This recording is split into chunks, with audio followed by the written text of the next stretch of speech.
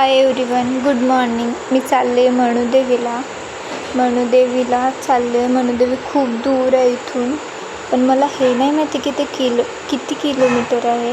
आता आम्ही पोचणारच मणुदेवीला.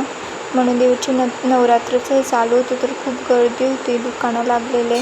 ते दुकानवाले म्हणतात इथलं घ्या तिथलं घ्या. बापरे, खूप बोलायचं.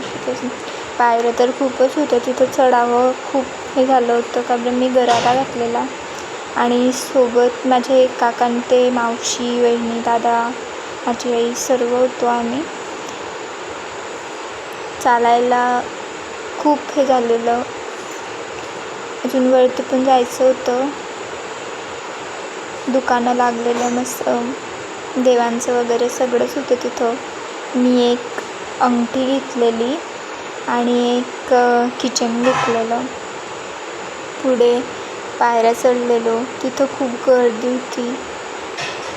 गरारा घातल्यामुळे चालता येत नव्हतं, लाईनीत लागावं लागलेलं. तिथं दुसऱ्या मंदिरात जाताना मणुदेवीचं दर्शन घेतो. आता मणुदेवीचं दर्शन घेतलं, तिथं पण खूप गर्दी होती. दुसऱ्या मंदिरात पण खूप गर्दी होती आणि तिथून बाहेर निघालो.